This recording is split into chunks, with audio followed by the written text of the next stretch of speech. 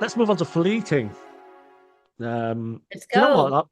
These films, I'm going to say, Louisa, I think I love them all equally. It's so weird how you're so Oh, consistent. But thank Fleeting was a slightly different one, I think. And I don't know if I've got any part Irish in me, but I'm going to check because I have a strange affection for the Irish. you. Me So my too. first question is, what's your relationship with Ireland? First of all, do you have an affection with them? Oh, 100%. Hmm. I've got Irish blood in me. So down the line, my family are from Waterford in County Mayo. So I've always had a bit of the Emerald Isle in my heart. And then the lead role of Fleeting, who is also the writer, her name's Lisa O'Connor. She's my best friend. We met at a call center selling insurance like nearly 10 years ago or something. Wow. And Fleeting was initially put on as like a short play at the Southwark Playhouse in Elephant and Castle. And I went to see her in the play and I loved it. I didn't really know much about it until I went to see it. And it wasn't until I saw the play that I realized it was set in a pub. Mhm. My dad is a pub landlord. So I grew up above a pub, pouring pints from a teenager. Wow. So when I saw the play, I said to Lisa afterwards, I was like, my dad's a pub landlord. I was like, have you ever considered turning this into a short film? I mean, the script is basically there. I could Mhm. help you make it. I know it's kind of daunting and scary, but like, I'm down if you are. At that point, I'd made three films and I was kind of ready to take on another one. And she was like, hell yeah, let's do it. So we kind of reworked the script together to make it better for film. We added some stuff in a church, some stuff in London, hospital, underground. Originally, the whole play was just a conversation at a pub. And I said to Yeah. Lisa, we're going to have to kind of make this a bit more dynamic for it to work on screen, so that we're not just kind of at a pub table for the whole thing. She again was very kind of flexible, open to kind of collaboration and exploration. So we ended up making a kind of it kind of became film shaped. Yeah. And my dad said we could use the pub for a day. I think we did it on one of our quiet days. I think it was probably a Monday. And we just put loads of Irish stuff because the pub's in Oxfordshire. So we Oh, just kind of Irishified the pub with lots of like Guinness trinkets. And yeah, we flew over some friends from Ireland, found a really amazing actor in Brendan Dunley to play her father, who I've just cast in my next film, Scratching Post, that we're shooting at the end of the year. wow. And yeah, it all came together like that. We raised the money on Kickstarter. We raised about 10K. We shot it all in one day. And it had a really wonderful festival run in Ireland in particular. It was about the repeal the eighth referendum that happened Mm. in 2018, which was the big kind of abortion referendum where Yeah. the women basically overturned it. And yeah, that's kind of how we did it. Yeah, I loved it. I thought the dad was particularly funny. Great. When he said gobshite, I was in hysterics. That's always going to be funny. Did it translate? How did it translate from play to film then? I mean, did you ask the actress to rewrite it? Did you help rewrite it? I did, yeah.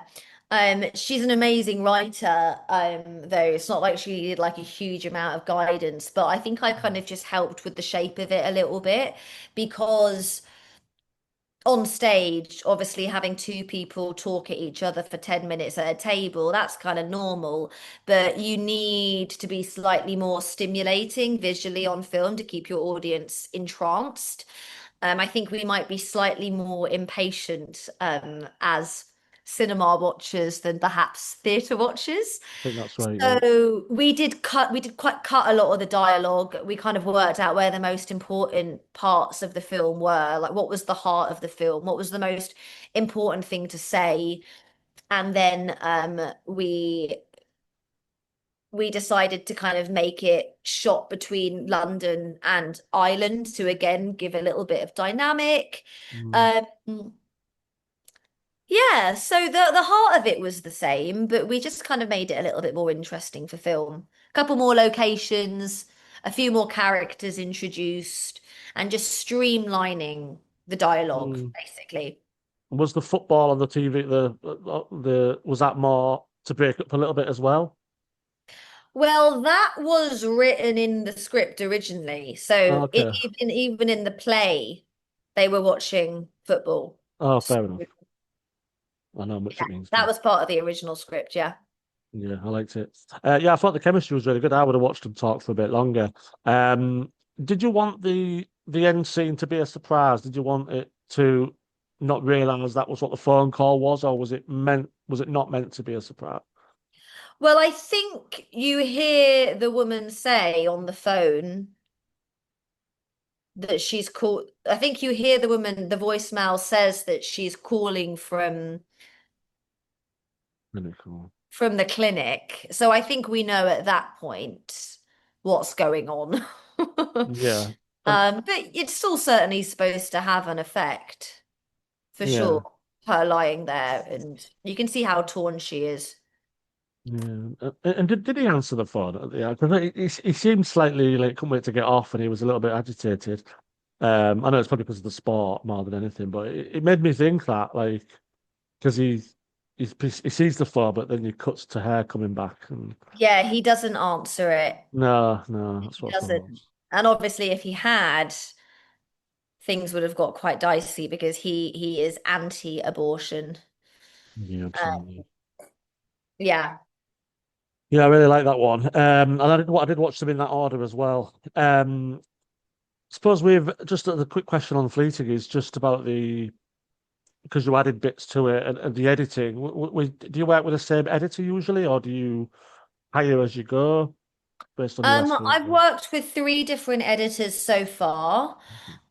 We tried to make as many people in the production Irish as possible. So we worked with an Irish editor, on Fleeting. Trying to find her. Anyway, we worked with a beautiful Irish editor on this who did really well. And then yes, I've worked with three different editors so far, and actually the next three films that I'm making are I'm making with three different editors that I've never worked with before.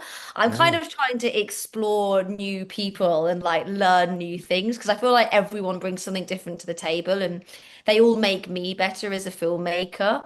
But the majority of the team for Fleeting in post was Irish, which was really lovely.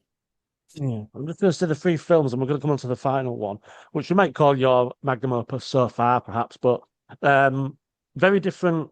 It's interesting. It was very different crew.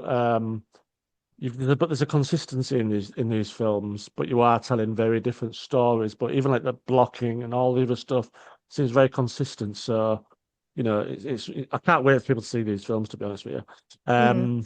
I yeah, just want to shout out the editor of Fleeting. I had to get her name up because yes, her surname is quite hard to pronounce, but her name's Fiona, but her surname is Starogardsky.